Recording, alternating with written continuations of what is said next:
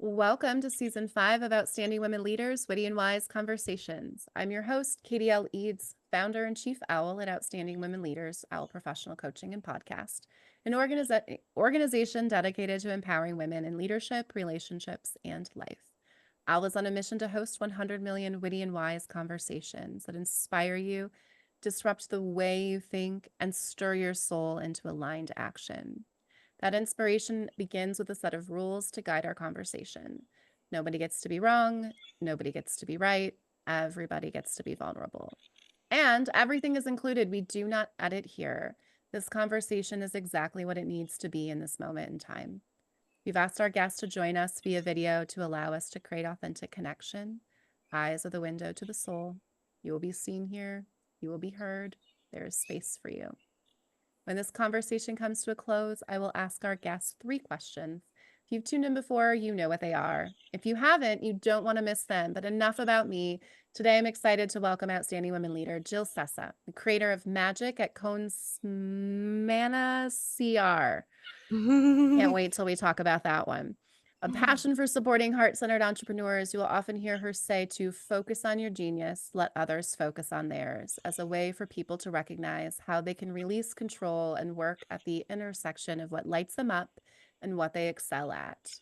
Capitalized inner. Retreats are her own place of deep contentment. After many years of working with plants and being allies, Jill is most fascinated with the science of neuroplasticity and the spiritual expansiveness of journeying, breath, and meditation that can allow us to move through our own generational trauma. A longtime Pilates and fitness instructor turned business strategist, Jill's background and blend of logic and loving awareness have led to this moment and this place in extraordinary ways. After 10 years as a nomad launched by Hurricane Sandy on her 40th birthday, traversing the US and abroad by Vespa and sidecar motorcycle, van and overland vehicles, kayak and pack raft, she unexpectedly went from living out of backpacks to caring for 14 bedrooms and having an actual closet of her own in 2022. Devoted career to older rescue dogs, she is presently owned by Logan, Henry, and Jeremy, and the beautiful spirit dogs who comfort retreat attendees. Her passion for plants as medicine is demonstrated in the highly regarded food program at Connemara CR. Come experience it for yourself at a transformational retreat week in Costa Rica. Welcome, Jill. I think I got Connemara right the second time. No, but it's No. there is Perfect. no right, there is no wrong, right? Love You it. just said it in your I introduction. did. So.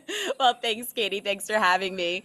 Con samania. It's an Italian phrase that means to live with passion from a place of wanderlust and or agitation or agita. And I was questioned a lot on this name, and still, I am all the time like, why? Because no great transformation has ever come from a place of stagnation, right? And I love how many different ways I have heard the name Consamania said, because it's sort of a made up phrase. It's an Italian phrase. I heard it as a kid, but it's not like, one that you hear all the time. And I think it's really important that we allow for that. One of the things that I heard once is that when somebody mispronounces something, it's wonderful because it means that they are a reader and there's somebody that is deeply into words on pages. So I never mind how anybody pronounces it. And it actually plays into a piece of art that we have here at Connemara, the way I say it. And so when you come down for a retreat, you'll get to hear the story about that piece of art. I love that. I have heard the reader, and that when I read that reader, good readers or kids that grew up reading and expanding vocabulary can't pronounce anything, I felt a lot better because I Yeah. can't pronounce anything. And then now we call not pronouncing things in corporate, microaggressions. And I'm like, no, I just can't. They Yeah. didn't teach phonics. They stopped teaching phonics the year that I entered school in the early Really? 80s. Yes, there was this whole anti-phonics movement, and that's why they had those commercials, "Hooked on Phonics," worked for me. Hmm. I'm a fabulous reader, terrible pronouncer. I love it. And all things lover of wanderlust and agitation. Um, and so let's go back to the beginning. Clearly, you have some Italian roots. Yeah. How does one decide, how does one get to a place in Hurricane Sandy? And then how does one from there say, you know what, I'm just going to have a hurricane of a life for the next 14 years? Yeah, I think I had had a hurricane of a life since I was a young kid. I remember shortly after I started traveling at that time, I had come back to Long Island where I grew up, and I was at a cousin's engagement party or something. And somebody turned to my dad and said, "How can you let her do this?" And his answer was, "I think that we stopped the let her about 39 and a half years ago." Like that was not, something that was part of the equation. So I had been living in Buffalo, New York since college, and for a long time I owned Pilates studios, and then transitioned into the only job I've ever held for somebody else that wasn't in a gym, and that needed to transition to New York, and so it gave me a chance to go back home. But I moved into Brooklyn, and I actually moved into the area where my dad's family had lived many generations ago, so that was kind of an interesting unknown coming home. There was a park with our family's name on it just a couple blocks away from where I was living. Didn't even, just none of this stuff that I knew. And lived there for a few years, and Hurricane Sandy was a big deal in New York. I think everybody realizes that, right? It was a big deal everywhere. But it was actually my 40th birthday. And my dad and I are 2 days apart, and my sister-in-law is the day in between. So it was my dad's 70th, my 40th, her 41st. And I was feeling really, really, really selfish. And I wanted to have a big birthday party because when your father's decade birthday always falls the same time. So I refused to go to his party, and I wanted to have mine. Well, I didn't have a party because nobody could get into New York, right?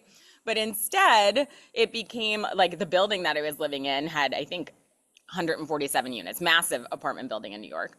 And it became a clean your freezer party, because what does one do when you think you're going to lose power? Well, what do you think is in the freezer of most young to middle-aged Brooklynites? It's not, like 17 freezer meals, it's vodka.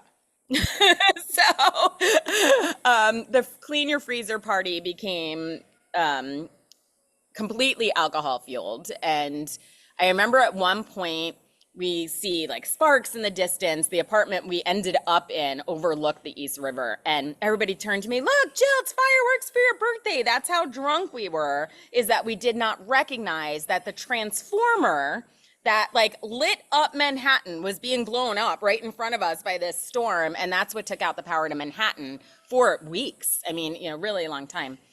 But it was an interesting night, many stories that go along with it. But one of the key moments of it was every hour on the hour, one of the apartment mates, who I had become friendly with, would call for takeout just to see who would deliver. We're in the storm of the century. And in the alcohol fueled, we thought it was funny. But as that started to wear off, it became to me that this person was willing to risk the lives of those who could least afford to turn down work for like fun, for funniness. And it really disturbed me. I woke up the next morning and I was like, I can't do this. I can't live this way. I can't be in this like selfishness in not a good way, right? Like, real hubris. And it sort of set me off on this path. And a few months later, I was given an opportunity to have a free condo in Myrtle Beach for a couple of weeks. And in April, I decided it was a good time to do it. And I found out that you can put your bike on Amtrak, your bicycle. You can put it on Amtrak almost anywhere, but you can't take it off almost anywhere. There's only designated spots. So I took my bike and got off in Florence, which is, I think, South Carolina, and Myrtle Beach is North Carolina. So it was like 80 miles. And in the course of that 80 miles, as I was riding, I was not prepared to ride 80 miles. I was like riding a bicycle in Brooklyn up until this point, So it wasn't fast, but it was delightful. And there was no cell phone signal. And I came out to a spot and I had a little Yorkie with me, a little dog that was known as the Peanut. Her name was Pearl. And I came out and there was this sign, hot boiled peanuts. And I was like, oh, we have to get a picture of her. And that was the first time that I picked up my phone in hours and hours. Well, that was the day of something really tragic happening. And it was the Boston Marathon bombing. And one of my clients was one of the sponsors of the race. So I spent the next 2 weeks learning to be a digital nomad. It was a lot. That's stories and stories can go on from those 2 weeks, but it was a very interesting time to think I am doing all of my work with only what I packed into the saddlebags of my bicycle. And, I'm in a place I don't even know. And the world changed between Hurricane Sandy and the Boston Marathon bombing. There was like a deep feeling. And I came back from that trip and I told my business partner at the time, I'm going to ride my Vespa this summer. And he's like, you ride your Vespa every time, like what is that? And it was like, no, I'm taking off. Like Airbnb being the apartment, I'm taking off. And that kicked it off. So July 1st that year, I took off on a cross country trip and rode a Vespa almost all the way cross country. I had an accident in Kingman, Arizona, but I got there in 17 days and it was extraordinary. And it was really a time of a complete transition from what it meant to only be face to face and in offices or in gyms and all of this to like, wow, I can do work online and I can explore and see anything anywhere. And that's led me, to now, which is almost, over a decade later, to having traveled over 300,000 miles in the last decade. And that was in all sorts of vehicles and ways or flying to different countries and really just exploring. And in that time, I was introduced to plant medicine in a really serious way, not recreational, but a way of as a spiritual practice. And just recognizing that this was a path that I call myself a seeker. So like I've always been into like looking into different religions, and in my own history, we have 2 different religions in my family. So this part wasn't unusual, but it was really going to a place where plant medicine is about empowering yourself. It's your own healing journey, and it's a lot of turning inward. And that shift was really monumental for me. And over the course of these last couple of years, I've been here now 2 years in Costa Rica, and the previous 3 years to that was a lot of like, well, now what do I do? How do I combine what had become then the business I built was websites, digital marketing, online strategy for heart-centered entrepreneurs, but still robotic, lots of automations, lots of like, how do you outsource and use your capacity in different ways, combined with like these weekends or weeks away where I'd be deep in the medicine and with people talking about like, really big existential topics all the time. Where do I go? How do I bring these 2 things together? And the answer literally came to me in a plant medicine ceremony. It was not in my 2022 bingo card to find a hotel or look at a hotel and realize it was going to be a retreat center. And I just trusted. That's something that has been a big part of my life path, is to like, I'm here for a reason, and like expecting things are going to work out for me. And so I literally called up my best friend and said, hey, I'm thinking about doing this project. You always said you wanted to retire in Costa Rica. What about we buy that retirement place for you now? And made an offer on the property without even knowing how I was going to fund the rest of it. And then eventually, I did get it funded, and we opened up 2 years ago. So it's obviously many more stories go into all of that. But I think those are like, it's this key idea of like knowing when I was unsettled, knowing when I wasn't like really living in my purpose, and being okay with figuring it out. Recognizing that certain things came into my life to help me figure that out, rather than just like rejecting them, but like actually like, okay, why are you showing up? Why is this coming in? And so it's been extraordinary and I absolutely love it. I've had to hold on to the chair a couple of times because things have moved so fast and so quickly. But I think that at this point I'm over 50 and I've trained in that, like to be able, like I've caught up to that speed at this point, and it feels really good. So many good things you said there. The first one I want to just talk about is the phrase "let her" has always landed acoustically not well for me. And so I love that you called that out of like, I think that you're past the time of letting. Yeah. And Yeah. that somebody else has that permission in my life, No, there's, and and that, certainly not, at over 40, my 70-something-year-old dad, I have great respect for him. We have a fantastic relationship. but that's still not, it's never been our dynamic. And so it was so interesting that somebody who was even in like close enough of the family circle that they were at this party, right? That was even a question that came up was kind of fascinating, still is to me over a decade later. Yeah. And you talk about knowing when you were unsettled. Whenever I think of someone going through their transformation, there's always that wake up moment in the story. And then for people listening, that they're not really selling you anything real when they create a program with steps for you to follow. Yeah. Because the reality is that every single person has that wake up moment. They Mhm. have their vodka induced, oh my gosh, this is what we're doing moment. Pandemic was part of that for me in New York. But before that, my own personal pandemic was waking up in realizing I built a company that was amazing and wasn't happy. Why? Because I'm asked to be someone I'm not. I'm still Mm, told that who I am needs to shift and change. That um, you just have that moment of waking up, and this is why I've never felt inclined to write a book on here's the process for how you yeah. change your life. And what you've created, this retreat center, so plant medicine is about healing yourself. What you're really doing is saying, and here, I did it for myself. Here's how you can do it Yes. for yourself as Yes. well. But it I is a can't very do it for individual you. thing. Yeah, Right. I can't do Yes. it for you. And there's Even no, in ceremony, if I'm supporting somebody, in their process, it it has to be about finding, number one, the safe space inside of themselves. Nothing can happen until we feel a sense of safety. The safety has to come from inside of ourselves. So if I can help somebody find that inside of themselves, then whatever needs to happen can, right? But all I'm doing is shining a lens for them. All I'm doing is like allowing them to come to that place. You'll notice I do this a lot. Like I don't know exactly where the camera is all the time, but you'll notice I do this even as I'm talking, because this home place for me, it's here, right? And so coming back to yourself.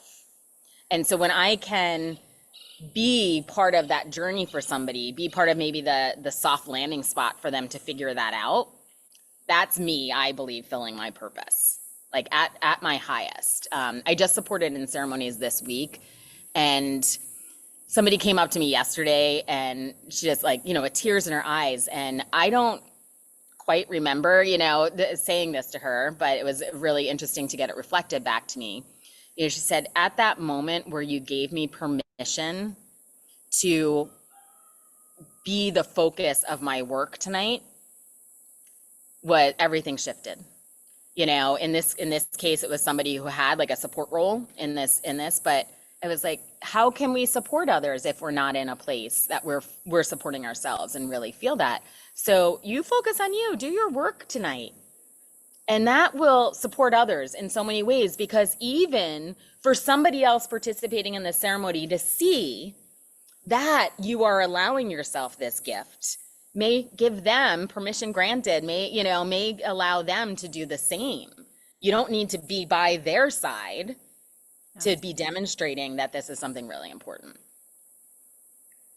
This is how I know I'm in the presence of someone within self-empowerment energy, because it aligns with everything that I also talk about as well. And at risk of being called selfish, you really are helping people come back to themselves and who Mm-hmm. they are. Mm-hmm. And for those that really believe that we're all one and we're all interconnected, you don't give your light to others. You shine it so bright that they see the stars within themselves. Oh, I love that phrase. Yeah.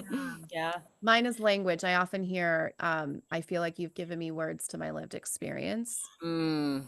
but they're empowering words. They're words about movement forward. Completing your childhood is probably a gift I should tell people I have, but it's about the moving forward and the empowerment. You can give people language for their experience, but if it holds them to that experience and holds them in that Mhm. experience, it's not helpful.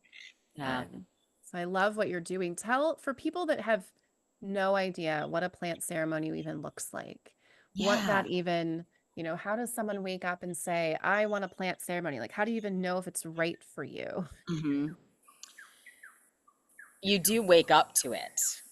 I don't think anybody else can tell you that it's right for you. Somebody else can kind of give you an idea, or I can, right now, I'll share kind of some of the more practicalities around it. But there comes a point where it literally, figuratively, all those ways calls you.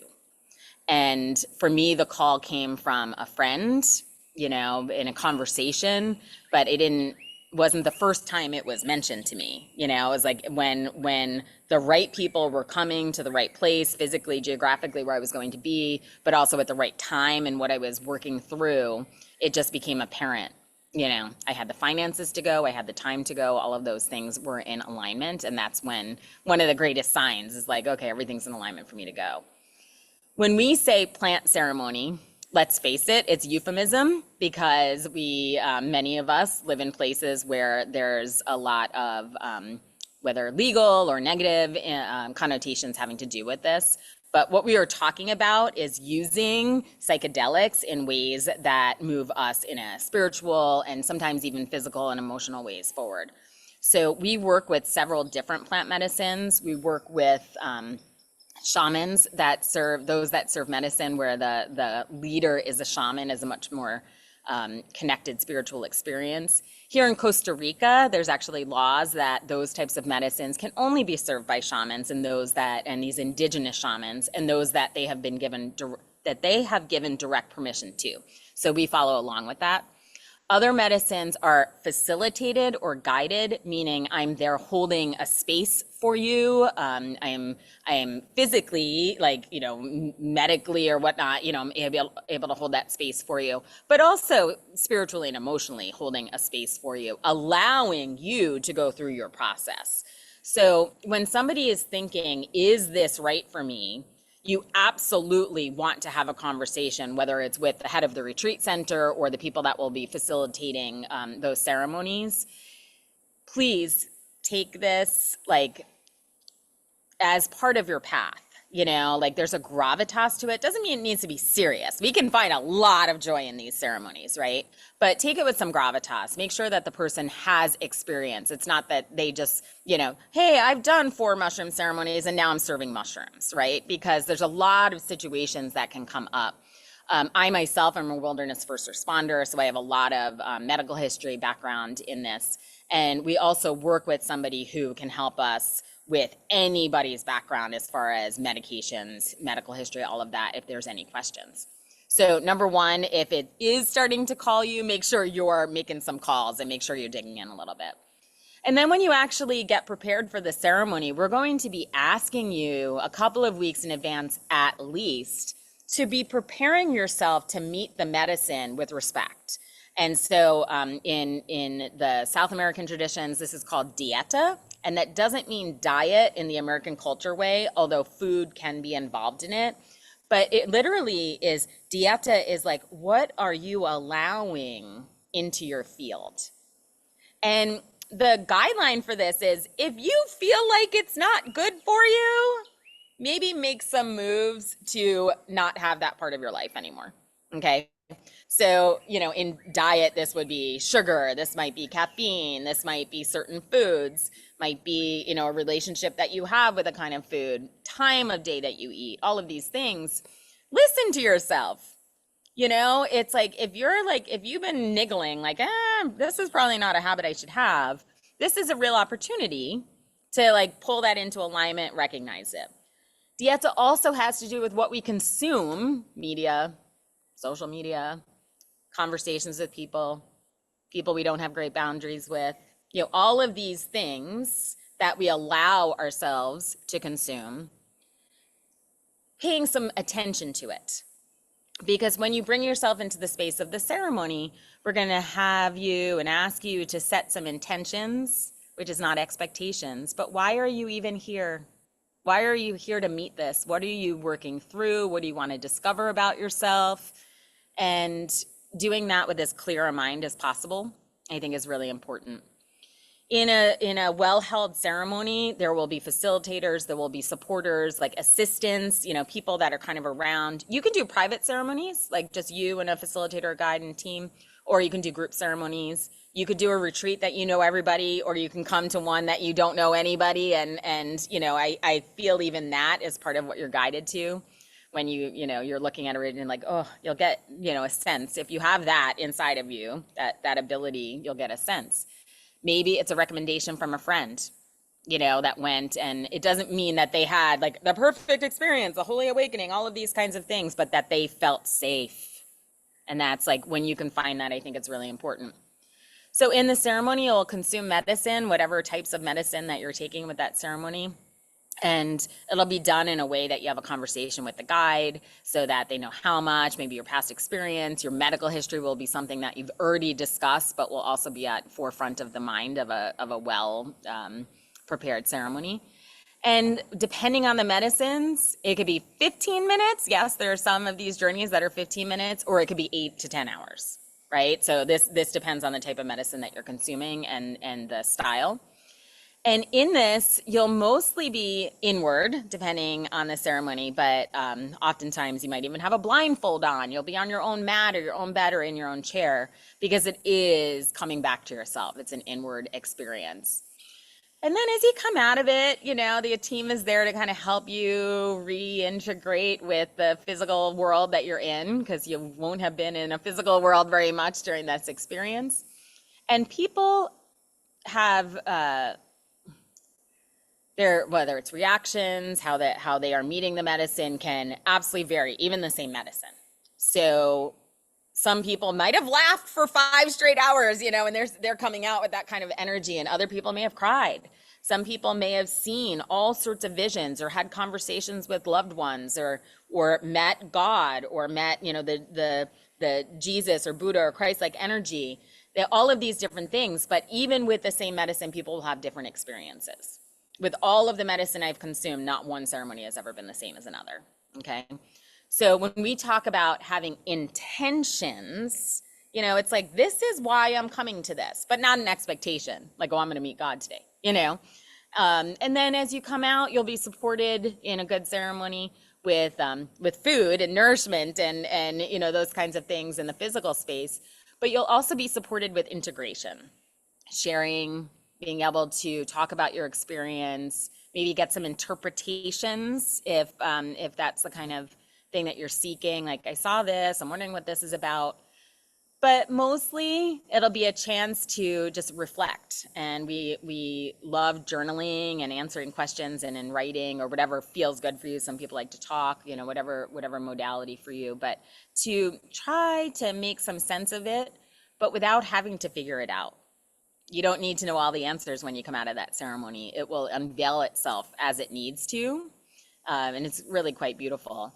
And again, a good container will have a program of integration, so not just right at the end of the ceremony, but the next day and the following days, and hopefully weeks and months ahead, that you'll be able to either connect in with the group that you're with, or the facilitator, or somebody that they recommend, because it is an experience that a lot can happen in a very short time. And so being able to make sense of that in some way, and to have somebody else to reflect back to you some of what's going on, is super important.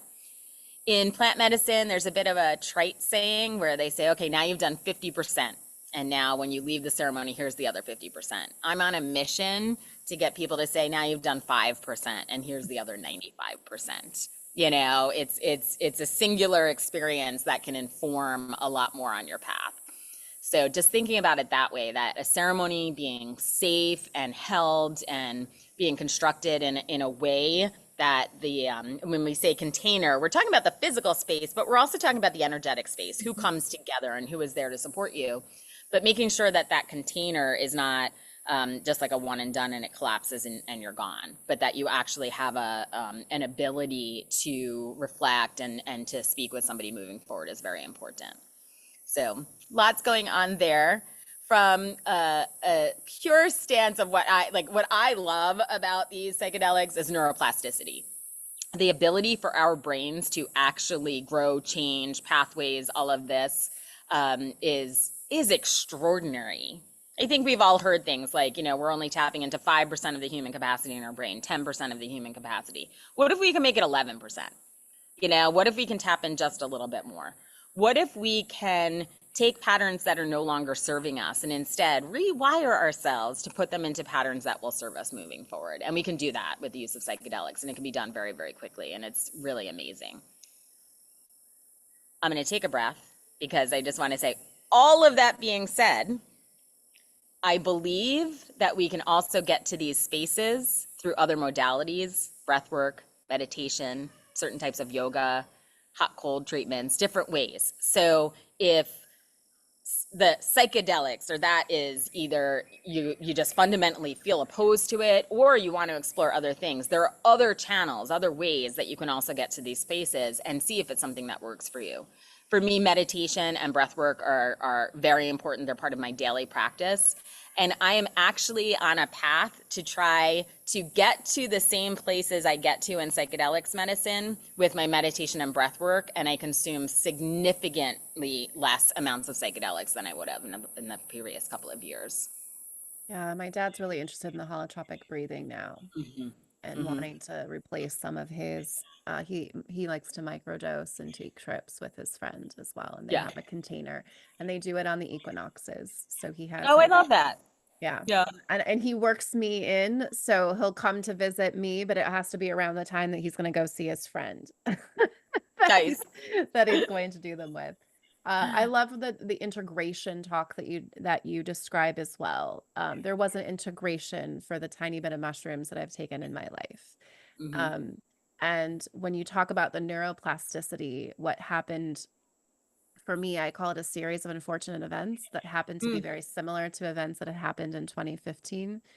And the integration process very much was a personal process. I probably did have the 1% that happened. And then, unfortunately, as I say, unfortunately, but it's all fortunate because now I very much understand why I've always never liked Western medicine, but also why psychology and the entire area that we're holding people in a psych ward is not actually useful, helpful. I actually know what happens when you go to one of those now as a result. I didn't have integration, so I never came down. Yeah. I was just ready. I laughed. I had a beautiful time. I woke up and then my partner had left for a few days to visit his brother upstate New York, and I just wasn't coming down Yeah. and was ready to change the world. I was ready to burn down some structures. Twitter was one of them. Ironically, hey, Elon did that for me. See, you manifested that. I was just in the future, guys. And it felt like anything I asked to know, I just knew, which was very overwhelming. And I just know so much shit anyway. So that was even more overwhelming. And to have someone with the same name as my ex-husband call and yell at me and then threaten to call the cops, it just was a series of interesting, unfortunate events that led Sounds to, like it. but I found human design the week before, and I don't see, and then that just sat wherever it sat until I came into a group where a woman mentioned her human design. I'm like, oh, I remember that. And she had mentioned a woman who she purchased a blueprint from. And so I did that. And that really helped me understand I'm designed to interact with strangers as a fifth line. It really just helped me understand my place in the world. But I love the you wanting to get people down to that 1% because the magic happened putting myself back together. Yeah. Unfortunately, I took It's some of the literally medicine. magic. Yeah, unfortunately, I took some of the pharmaceutical medicine that they require. And because they have to diagnose within 24 hours of what's wrong with you, because insurance requires it. They didn't just Yeah. say, Wonderful medical system. right. They didn't just say, I think we just need her. She'll be fine. No, instead it was at 40 years or well, how old was I? 39 years old. You're bipolar. No, I'm not. I just had a bad trip. But it's an interesting, plant medicine, even the way we look, like more people are using marijuana now than they are using alcohol. I think we're in the United States, we are Yes. now equal because they've legalized it in so many places. And then as a result, we're seeing an increase in marijuana-induced psychosis is what they're calling it as well. And as the fates would have it, when I moved to Knoxville after that happened a year later, I had a woman on my podcast who wrote a book about how psychosis didn't break her. And she had taken LSD and they told her, oh, you don't have ADHD that we've been medicating you for. You actually have bipolar. Let's give you this medicine instead. And she's had multiple relapses. Yeah. She's been back in and out of that hospital. She will probably be one of their patients forever. And as the fates would have it, I happened to sign up to do a gig job that she was at that we didn't know before we met. And she walked up and she was, I think I'm on your podcast tomorrow. And I was like, you definitely are. What? And as a former high school teacher, when I observed her behavior, because it was odd at the event, I was like, that woman has ADHD. And that is an ADHD kid looking for attention. That is Mhm. I got her profile. That is a 2-4 with an open throat seeking attention. She probably does have neurodiversity in her Yeah, mind, yeah. but not bipolar. No, But yeah, it's such an interesting. I've been diagnosed. There's like 5 different times in my life, and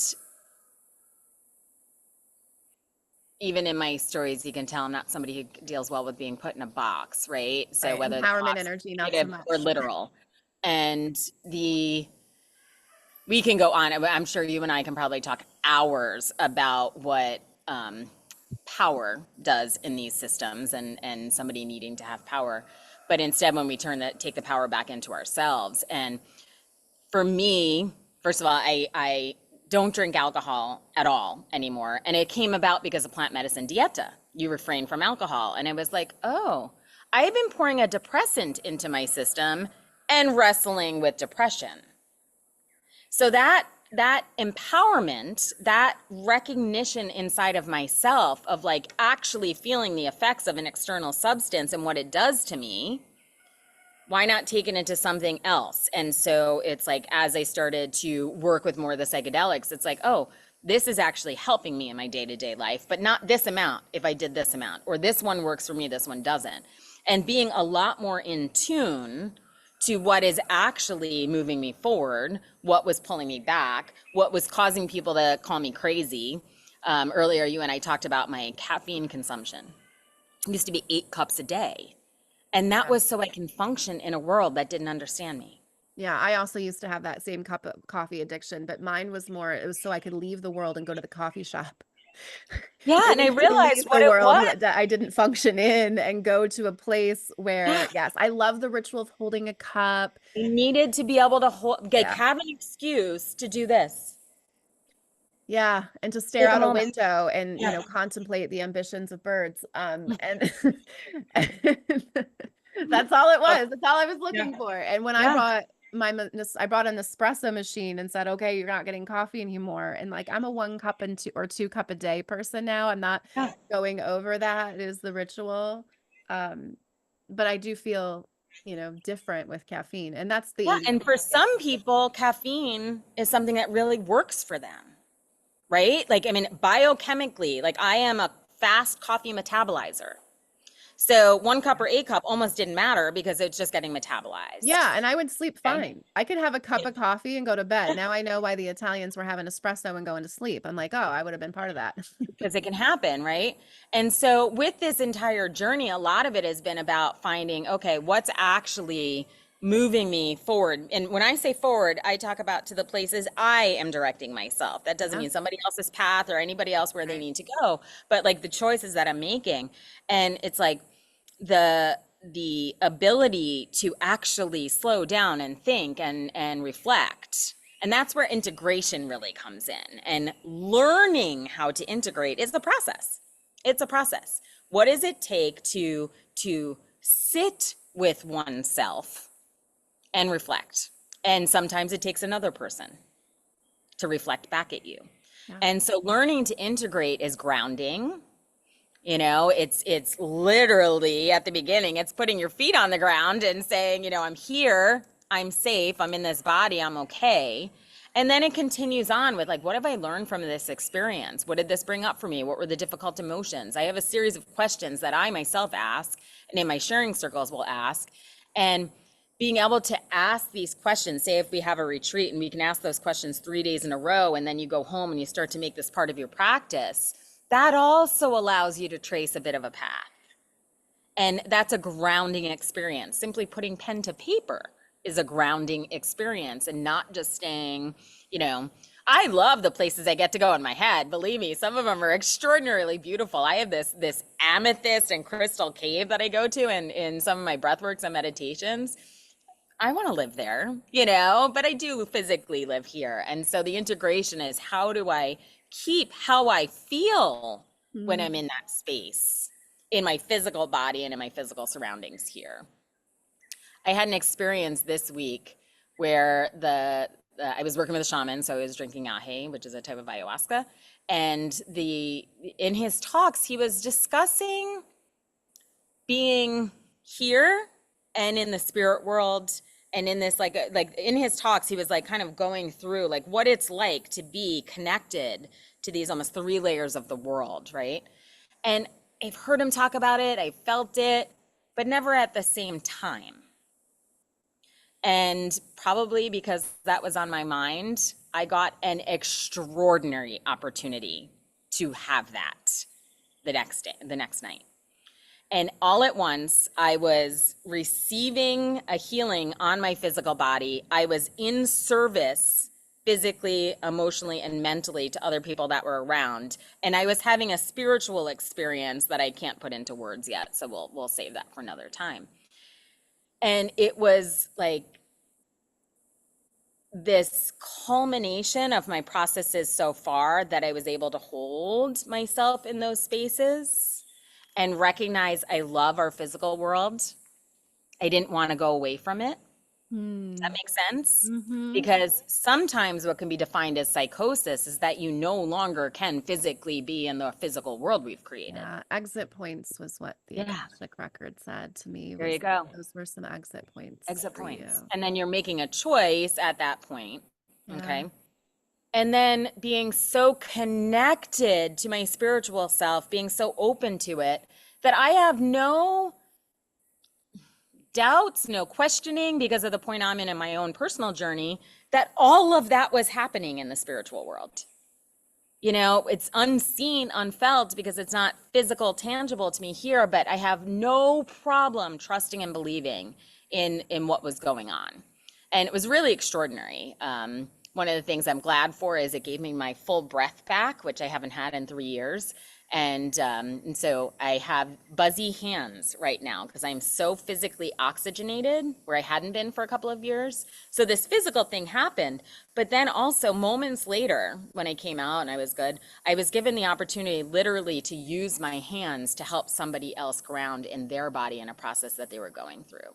And I realized I had been given a gift in this, right? And so these journeys are part of evolution. Now, some people do a plant medicine ceremony once, they have a question, they get it answered, they're good. For me,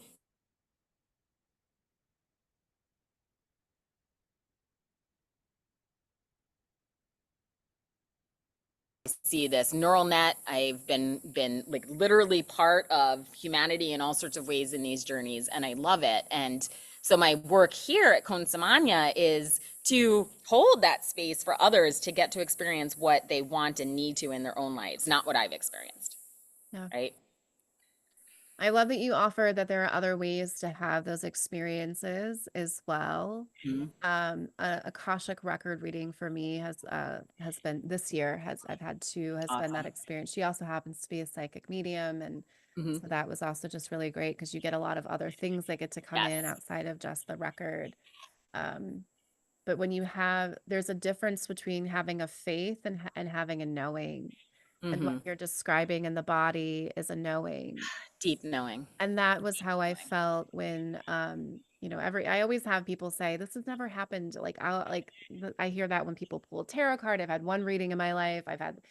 So I'm a little skeptical. I think that's how the fifth line is supposed to be anyways. It's naturally skeptical Mm. when someone tells me like how you're channeling all the time. And she's like, I don't even know my hands can move this way. And now she's doing this and healing 7 different lifetimes in one Akashic session, which is, she's like, that this doesn't ever happen either, where all these lives are coming up. But the knowing for me was when someone said something so specific as, I'm healing the top left thigh. And what I brought to the ceremony, to the Akashic record, was I wanted to heal my gene key, my attractor, which is our sexual wound. And there was an energy of a woman who was my babysitter I didn't care for, and I just wanted to Mm. know And that's because that energy reminded me of other energies I've experienced in the other lifetimes. But the upper left thigh, afterwards I pick up a book on the I Ching that my dad gave me, because there's several different versions of I Ching, and this one was in one he thought I needed to have. And I open it up to the number 31.3, and it says, sure enough, the top of the left thigh moves forward. To continue is humiliating. I've had someone in this lifetime who's told me they want to humiliate me. And what I wasn't seeing was the visual of the lifetimes happening. You know, she was asking you, what do you see? And as she went through all the lifetimes and the healing, I realized I've acted these out on this lifetime. I think I didn't want to see them or need to see them, because I'm just experiencing them, Yeah. right? Time is actually not linear. Like, these are all the same, just different dimensions, different planes. That's a knowing that I can't give anyone, that they Correct. really have to experience. And so whether you're experiencing it through the neuroplasticity and psychedelics, whether you're experiencing it through other people and realms, to have that shifts the way that you show up, the integration, as you say. Yeah, what we can get from other people is an awareness that it's even possible. Yeah. We can't get their experience. But when we as humans recognize that something is possible, you know, I was in track for a very long time. And so Roger Bannister, the 4-minute mile, always comes up for me when I think about this. He breaks the 4-minute mile, and I believe 16, I'm going to have to look this up because I shouldn't be quoting this one, but it's something in the realm of 16 people broke the 4-minute mile within weeks or months right after he did it, because we knew it was possible. And so so this is my design, right? I'm 6'2" generator, the quote unquote exemplary human. It's not to be like a human up on a pedestal. It's to be an example of what it is to be human. And so when people can observe the things that have now become possible in my life because of the belief that I have in it, because of these healings that I've gone through, then they're like, that might be possible for me in my life. They don't need to go, you know, they can't pull my experience into their life. But the fact that it's even possible maybe opens them up at the right time to, okay, this is an avenue that might be right for me. And this is when you asked me about this at the very beginning of this kind of long chunk around this. It's I have seen this, witnessed this so many times, that the medicine calls somebody. And maybe you're a person listening to this conversation right now, and this is the call for you. But that's not because I'm telling you have to go do the medicine.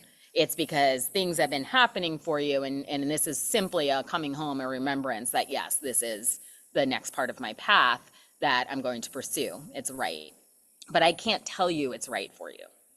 You know? Another example of that is I have been spending the last year healing my eyesight. Healing my eyesight. And this is the power of story. You just turned 40, you said, right? 41. 41? Okay. So one of the greatest, most ingrained stories that we have in this world is that you will need reading glasses by the time you're 40. If I say that to somebody, they just believe it, right? Like I don't think I know a single person who questions it. So at 41-ish, I was starting my travels, and I was in Florida at the Dali Museum, and they have this painting there that when you look at it a certain way, it's a landscape. When you look at it in this way, there's a line and you blink your eyes, whatever, it's Lincoln's head on a penny, right? Like, what? And so I'm doing the thing. I'm standing on the line. I got the thing, and out of the corner of my eye, I see somebody laughing at me. And I was like, wait a second, I'm doing what I'm supposed to do. And I look up, and it is my graduate school eye doctor. I went to school in Buffalo, and we're now in Florida.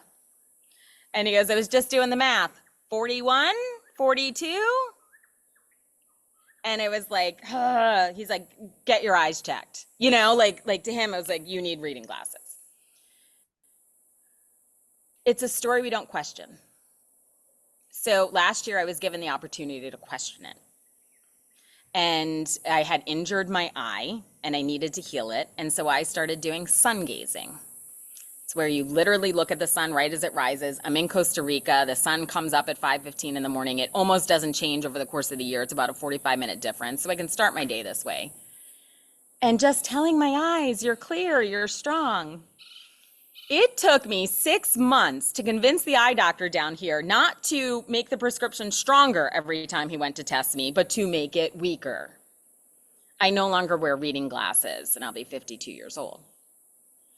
That's an interesting thing because now I have demonstrated in this, it's a pure demonstration, and now other people have seen it and say, Jill, what are you doing? I can tell them what I'm doing, but they have to participate in it.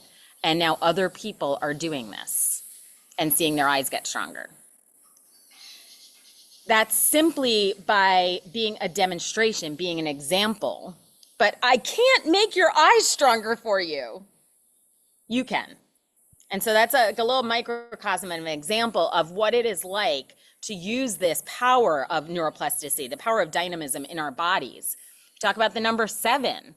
From a biological standpoint, we know that the body is completely new every 7 years. The longest living cells only live 7 years. Why don't we use that? Yeah. So I chose to. And so you asked me earlier about living to 143. That number came to me in a vision. I don't know why it's the number 143, but I do a lot of medicinal mushrooms. I eat plants as medicine. I look at how I nourish my body in both food, but also environment and people that I'm around, all of those things as part of, can I keep my cells healthy as long as possible? Can I keep my being healthy as long as possible? And I want to extend this middle part of my life as long as possible. And I want the end to be really short and tight and sweet, you know? And so we have experienced extraordinary amount of information, but I think for me, it's been tapping into the knowing of what's going on in my body, what's going on in my mind is what's allowing me to even think about the possibility of that kind of longevity. Mm. Yeah, you're in a blue zone. People live there very long. So, and Yeah. Dan has always said, I'm going to live to be 108. I don't know where he came. He also was told in a psychedelic experience, like he will be 108. Wonderful. And he's let me know I won't be here when he's 108. So I'm going first is what he's let me know. And I'm like, well, that's great because your family's nuts and I don't want to have to bury you. The practicality. My tagline of Outstanding Women Leaders is rewrite your story. And because it is the stories that we tell ourselves and the stories that we've been handed down. It's interesting, on the bonus episode, you mentioned scoliosis. So I was diagnosed with scoliosis as well. My mom worked in the medical field and she had a great degree in microbiology. And so she at least had a decent understanding of how the body works and what it needs. What's interesting is that my PE teacher, I was not supposed to run. There were certain things I was not supposed to do, but she wouldn't let me play basketball because she said, well, you have a diagnosis. So either you have it or you don't. And so I decided I didn't because I wanted to. Yeah. And so in 5th grade, and my parents did not pursue, I didn't have pain. And so my parents did not pursue anything in regards to fixing any type of the scoliosis. But this is probably why when I'm in a CrossFit gym and people tell me that my back doesn't look right or I can't do this, I never really said to them like, hey, I've had this. I never even occurred to me until you had mentioned that. I don't really think about, but technically, yes, I've had a diagnosis of scoliosis. And I always tell them, George Costanza is my favorite thought leader. It's not a lie if you believe it, Jerry, is what he told him on how to pass a lie detector test. And that is literally how the brain works. It is not a lie if you believe it. You create your own reality. We know 95% of the brain doesn't even know the damn difference between doing something and thinking about doing something. By the way, my dad was a physical education teacher and created much of the curriculum that was used in New York State for phys ed based on my brother and I's existence, like how we were brought up. So the treating the scoliosis was also like in some ways a professional pursuit, right? Like my kid can't have this wacky spine because I am this person. And so again, there was nothing, they did with what they knew. This was his education, all of these kinds of things. But it was literally in a plant medicine ceremony that I was like, wait a second. This came to me and the stars were curved. There was a path outside that was this stone path that was curved. And I restructured my body over the course of the evening, over the night. And I woke up without pain from that. And you're not seeing how my lower body is, but I'm the person that, some people will say, don't cross your legs. That's going to put you out of whack. Crossing my legs is what puts me in whack. Like we have a very square structured world. Our chairs are square, all of these kinds of things. So I adjust my body to match my curves and what feels good and what feels Yes, set. that is what I do. Yeah. Yeah, and it feels more comfortable that way. And I've had virtually zero back pain in the years since I did this. And even pain is a construct, right? And so looking at pain and why do I have pain? And we can go on and on and on about all of the, I don't believe we need to re-traumatize ourselves in order to heal our trauma, to work through our trauma. And so the body keeps the score, these kinds of things, literally working through my body has been the way that I have worked through my trauma. And so if I don't have to carry it with me, quite literally, it no longer has to affect me. And so just these stories of like, again, I talk about eyesight because it's an obvious one, but there's many things that we have a story, something we've either been told or chose to believe that's not serving us. So instead, why don't we make the story the thing that serves us in whatever way we choose for it to? But really, using your words carefully, wisely, and understanding how they affect us. But choose the story of awesomeness. I choose the story of my eyes are getting healthier, clearer, and stronger every single day. Yeah. So now my pursuit is my distance vision. And so now I'm working on that. And it's like choosing that this is possible is why not? Instead of choosing something as impossible. Yeah, I mean, I've told people magic is real, and they said, well, I'm kind of a realist, like magic isn't real. I'm like, well, your science says bumblebees can't fly. Physics says that bumblebees are too fat and too wide, and they surely cannot fly. And yet they somehow manage to bumble along. And we have a lot of carpenter bees here. So those also are in that same bumblebee category of they physically should not be able to fly. Yeah. What's interesting, I have 10 empowerment, 10 logic in my chart. Looking at the brief much that I did of yours, your inner knowing and how you speak is actually from the abstract. You make the abstract real for people, which is why you're so good at it. But you don't actually you're not stuck by logic. And logic, which is so funny because I have a logical mind. You tell everybody how logical you are. Well, this is the thing. Everyone's told me my entire life how I'm a dreamer and that I'm illogical.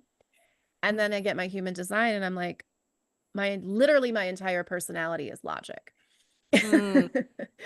And logic is circular reasoning. I have a deep understanding that logic will out-logic itself.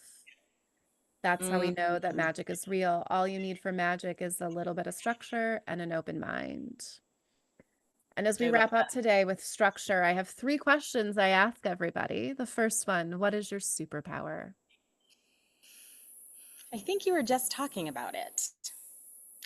This ability to be able to explain the unexplainable to people, to make things that could seem difficult or like really out of their scope to be something just deeply knowing. So I am a natural teacher, like just that sort of leader teacher. And I think that has stood me in good stead all the way from that 5th grade playground that I was on up until now. What's your purpose? My purpose is that others get to pursue their purpose, their mission. So supporting them in doing that. And I support them both, in this retreat center environment. My entire purpose is to support the retreat leaders with all of the stuff that's not their genius so that they can focus on that. And so like really deeply supporting people so that they understand and can get where their cog fits in the cogwheel so that they get the other cogs around them. And I don't have to be all of their other cogs, but to know what those other cogs can be for them is is feels really important to me because of this thing that I talk about of like when you can focus on your genius and let others focus on theirs, that's really when magic happens. Yeah. And so I think that as the creator of magic, that's really how I'm doing it. We didn't get to talk nearly enough about how you support entrepreneurs. We both own just other businesses too, but in addition Yeah. to the ones that you have now, there's an executive magic required to have success in business. My last question is what's next for you? And I'll just drop a seed that perhaps coming back on and talking to entrepreneurs is it, but what's next for you? Oh, I'd love that. I would love, I'm so enjoying having this conversation with you. So what I am really focusing on right now is retreats that are probably primarily for entrepreneurs. So maybe this is a great segue, but creating a place which is restoring momentum. So creating a place where people can come together and it happens to be this place here in Costa Rica, but to be able to come together and know that all of your human needs are being met. So you don't need to think about your food. You don't need to think about your space. You don't even need to think about your laundry. Everything is being met for you so that you have an opportunity to focus on the thing that you have not quite made the space that you needed to. So maybe it's a project that you're doing at work, maybe it's something that you're wanting to launch. And then you put yourself in with a group of people you might most likely don't know them, but every day having a chance to mastermind and reflect and toss the ping pong balls around of ideas. And then being in a place where you can give yourself the time to think about it, to focus on it. Maybe that time is being spent walking down to the beach and letting the ideas percolate, whatever that is best for you. But creating, for me, it's creating that container where that can happen. And so these kinds of retreats, I get to nourish people in ways that, really do light me up. That's another passion of mine. And so they're like an unretreat in the sense of like everything is taken care of, but you're the one that is creating your itinerary, creating your theme, creating, what you're going to do because of what you're bringing to that week. And so these kinds of retreats can be done as a private, or they can be done in these set weeks, these groups. But I really, I'm like just so passionate that people give themselves time and space. We don't need more learning. You've got YouTube University. Anything you need to learn is there for you to learn.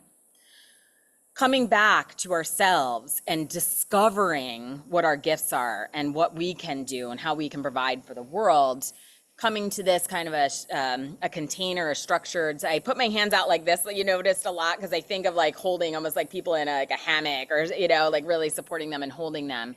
And these are just, I've watched magic happen over and over again when people have given themselves the time and space to retreat. To revive, to renew. And by retreat, we don't mean pulling back from something. It's literally giving yourself the time and space. So yeah. I love those. I love that you called it unretreat, because you just you do give language to stuff that I've just been sitting with. This is why we're meant to change the world together. Yes. You're in a different part of it. But this idea of an entrepreneur like coming in where there isn't structure. Do you want to walk through the forest and bathe? But all you need to know, if you're hungry, we come here and tell us what you want, and we're going to make it for you. Yes. Right? Making it so. I have enjoyed a solo retreat for myself where it was just booking a flight, getting a hotel. The Uber driver said, you should rent a car. So I rented a car. Like I just allowed myself to flow. And people are like, you just ate a meal by yourself. Sometimes I meet people that would never even eat a meal by themselves, let alone travel by themselves. But entrepreneurship is a solo journey. It's a path to awakening. It's a spiritual path to awakening. My first awakening just awakened to, I am surrounded by assholes. And so then I had to leave that business and sell it. I love the phrase on retreat, and we don't need more learning. We just don't. In the US, we're just every female entrepreneur wants to go to this workshop or that workshop. I'm like, you don't need a workshop. You need clients. Yeah. You need, you don't need any more information. You need energy so aligned that your clients are finding you and magnetizing it. Right. That's executive magic, which is what I preach. So we definitely need to talk again about it. Yeah, I love it. I love this conversation. Where we talked about in the main episode, it will be linked in here, but where can people find you, connect you, all the great things? Yeah, so the main thing is our retreat center, which is Consamania, however you want to say it, consamaniacr.com. So it's CONSMANIA, consamaniacr.com.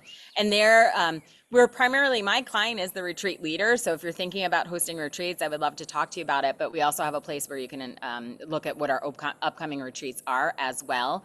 And then right at the top, there's an opportunity to chat with me. So if you want to have a conversation, obviously I love to gab. You can tell this in this, and I like to have deep, meaningful conversations. I don't do fluffy chit chat conversations. So you can just schedule a session with me, and that's available to you. I know, yeah, coaches will tell me I should be charging for every one of these and whatnot, but I think that other people are giving me their energy in those conversations, and it's a reciprocal agreement there. And so please do take advantage of that.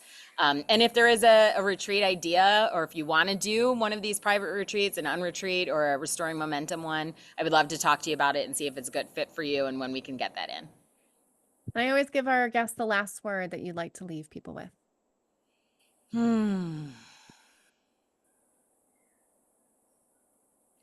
What just popped into my head was be okay with being okay. This coming from this place of you've done a lot of work on yourself, and be the healed person. So be this person that's okay with who you are right now, and you'll find what you need to. You don't need to go grasping for it. So be okay with being okay.